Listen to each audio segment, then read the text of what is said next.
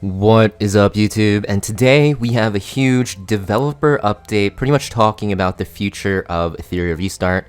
And it's basically the devs kind of talking about the problems in the game, them acknowledging them, and just transparently looking at what the issues are and seeing how they are going to improve them. So we're just going to talk about it pretty quickly. I don't want to talk about like the entire post because, some of it is just kind of filler, to be honest. But I'll just highlight the important parts that I think you guys should be excited for in the future. So the first thing that they're talking about is improving communication and community involvement.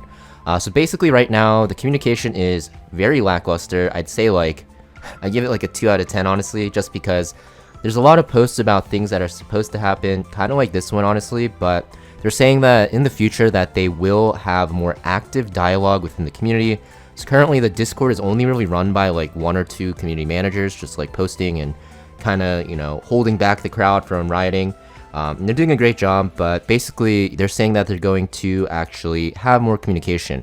Whether that means giving us a roadmap, giving out more events and more time before events release when things are happening, that will be great. I'll talk about why I don't think the communication is that great right now. I think there is a reason why, and I'm like 99% sure this is it. But, just keep in mind that although I don't always, talk negatively about the game, I've been very vocal about the communication issues. And the dev team is pretty small in this game, to be honest, right now, because the game isn't released yet in Asia. It's released on Asia servers, but that's like Southeast Asia. It's not really the big 3 with Korea, Japan, and China. So they are trying their best. I think they are understaffed right now. So hopefully, when they do actually release the game in those servers and those countries, that the staff will be a lot larger and will be able to have a lot more communication involved. But they do acknowledge the issues, and they say that they're going to make a bigger effort into improving it. Next thing to talk about is the time sink. So yeah, they say that the endgame grind can feel like a chore sometimes. Honestly, I don't really think it's like the super endgame that feels like it. I think it's like when you're getting into the super endgame, like when you're in the early stages of endgame, because your runs at that time for repeating bosses can be like 3 minutes for Rengokutsu, for example.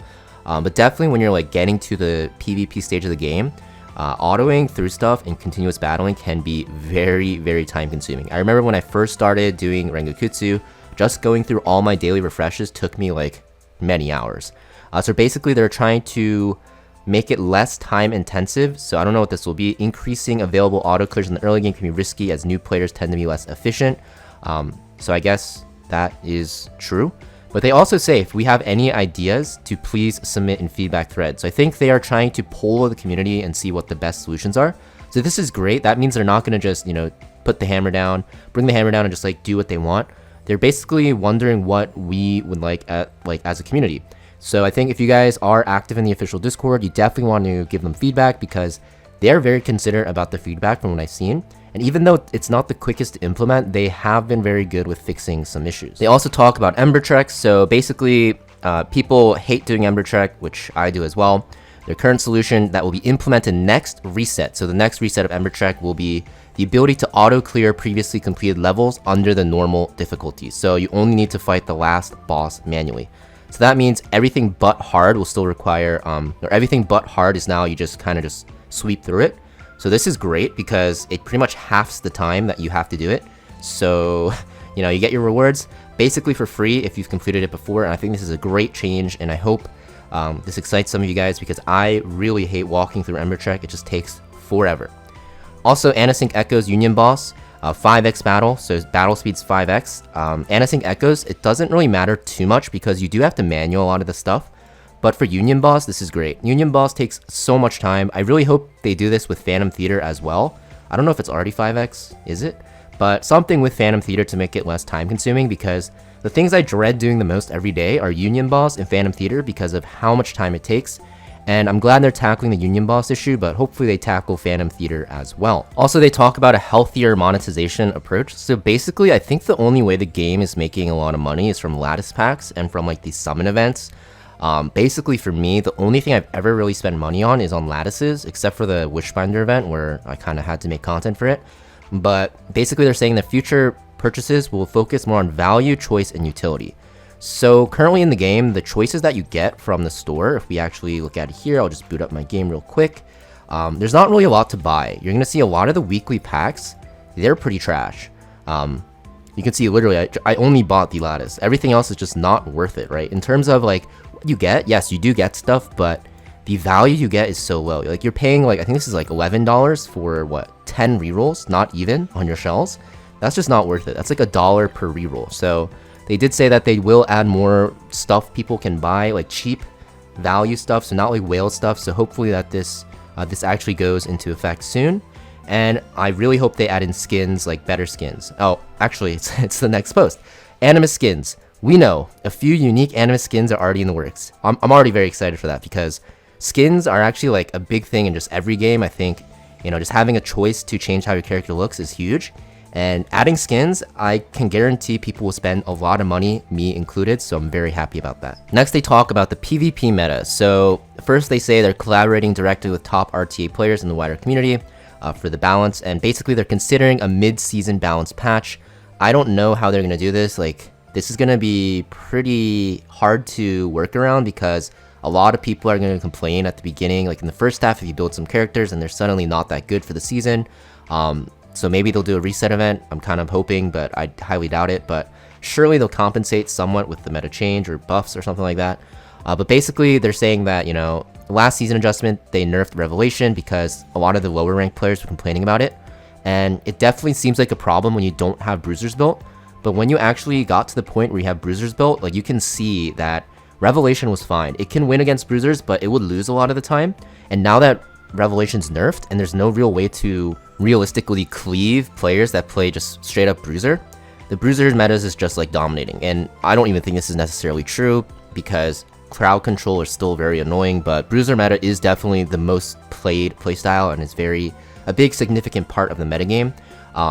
But hopefully they do. I think this is the most important one, talking directly with top RTA players, because the meta between top RTA and low RTA is like very different, right? Because it's based off your character's builds. But the thing is, lower ranked players, it's just that they don't have a lot of characters geared up, right? And once they do gear their characters, they will eventually run into the problems that the quote-unquote top RTA players have. It's not just like exclusive to the top 100. Even in like the top 1,000, you're gonna start seeing like bruiser abuse and just like, it's just super annoying having like 20-minute fights, right? So I think, you know, I don't want to say balancing for the top end of PvP, but not only balancing for the lower ranks is gonna be better because everyone will eventually build their characters and get to that point. So right now in the top end of PvP, it's just not fun to play because the games take forever. So hopefully, you know, there's a lot of texture and there's a lot of things that they can do. Hopefully they just, you know, talk with top players. Mid-season patch, probably a good idea, and probably they should do some compensation as well. Now, one of the biggest changes, and I think this is the one that most people are going to be excited for, is the gear changes. So basically the module essence shop. So if you go in the game again, basically if you go to the shop here, if you guys go to the module shop, you get these essences from first time clearing stuff and from like random, event rewards. But basically, it's pretty useless because there's so much RNG and you don't even get these outside of those events and the first time clears. So yeah, what they're doing is they plan to overhaul it and allow for a new gear crafting system in the new patch, which will, not new patch, but in an upcoming patch. So I do believe this is probably going to be when the servers release in Korea, China, and Japan, which they talk about when they'll probably do. And they're going to do this as an event. So they say they're going to do it as an event that will happen at least once per month. And basically what you can do is you can craft modules with, I guess, this currency that you get. I don't know how you get this currency, but basically you can see that you are able to reconfigure the attributes that you want. So it looks like you can choose the attributes that you want now, the substats and the main stat and even the set. And it's going to be triple matrix, so this is great. It's going to be a great thing to the game that they definitely needed on launch, in my opinion, where you're able to choose your substats and your main stat, because now there's only the RNG of rolling, right? So that is a great change on the way. I'm very excited for that one, and hopefully you guys are too. They also talk about Inferno Rengokutsu. A lot of people are still struggling with it. Honestly, I think it's not as much of an issue anymore. I know you guys watching that are struggling are going to be like, no, it's so bad. Yes, the boss is absolutely dog shit in terms of RNG, but there's a lot of different team comps you can use now. So they're now also going to be releasing a new banner that features a character. So they don't say if it's both characters or just one, that is specifically designed to help crush Rengokutsu. and other challenging PvE content. They said that they've been tested in content and Rengokutsu, so they're going to be guaranteed good. They even tease try them out with Lilium. I don't know if they're saying this so we pull on for Lilium's banner and spend money, but these are the animus being released, and they're going to be good in PvE content, which is great for the newer players out there. Hopefully they have some use in PvP, but if not, I'm fine with it because I can save my lattice and use it on different characters. But these are the characters being released, and yeah, actually they do say here that they are both for PvE and PvP, so surely they have some use in PvP as well. They also talk about future events. Basically, they're saying that, you know, they know that everyone was unhappy with the RNG in the Dreamscape event. For me personally, I think the event has a good framework, but if they like just tweak some things with the RNG, I think it can be a very good event. So they do actually acknowledge it, and yeah, they're gonna actually change it. So there were some players that received incredible rewards, which is true, and some that didn't, right? And people also, you know, had to spend gems. So they say that they're going to actually change the events, not just this one, but just like any events that we have, and kind of reduce the RNG to make fixed rewards for everyone, which is great. And the last thing they talk about really is going to be the global launch celebration. So it was teased in the Chinese stream that it's going to release on September 25th, and they're saying that it's going to release officially in China, Japan, South Korea, and more. So like I said, I think they've been very busy with this release because, to be honest, Global's audience is a lot smaller than even just one of these countries. So they're releasing 3, right? Releasing the game in 3. So the player base is going to go up by, I don't even want to like, you know, lowball it, probably like 6 to 7 times. So we're going to be able to play against them in RT, it says, as well, and probably Guild Wars and Union Wars. So I'm very excited about that. The player base for just everything will go up, so it'll feel less dead in RTA especially, and in like, you know, just regular arena. And because it's going to be a launch event, we are going to get huge rewards. They say we will make sure you guys are pleased with rewards. It's a celebration after all. I don't want to say that it's going to be happening, but I can almost say for sure that a reset event is probably happening for this, just because they'll be getting it too, right, for the start of the game.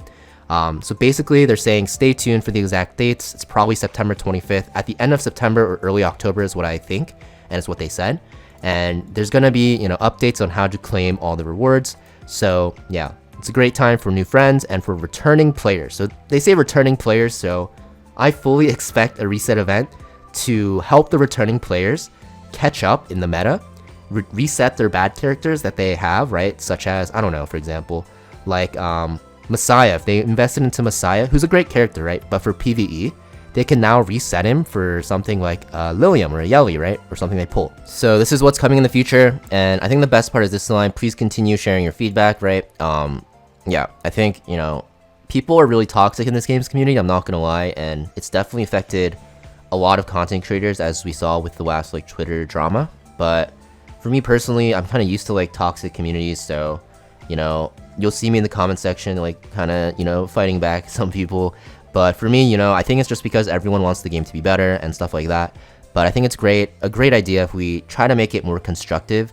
Not to me, I don't really care if you guys, you know, just, you know, yap about stuff, but to the devs especially, because some of the stuff you see in the official Discord is absolutely vile. So yes, we do need to pressure the devs to make good changes, but just keep it you know, constructive, because that's what makes it easier for them to implement changes, by, you know, being able to see what the real problems are rather than it just looking like people whining, right?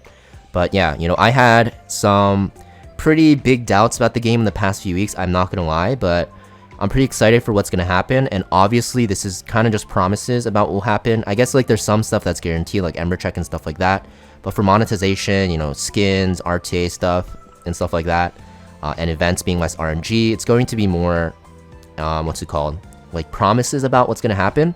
But I think the devs actually have a great game on their hands, and if they do a great job, I think this game will be very successful. So I'm hoping that the future events and stuff like that and the changes will be satisfactory, but nothing too overwhelming, right? But yeah, these are the changes coming to the game, guys. Let me know in the comments down below what you guys think. Thank you for watching and for supporting the channel, and I will see you guys next video.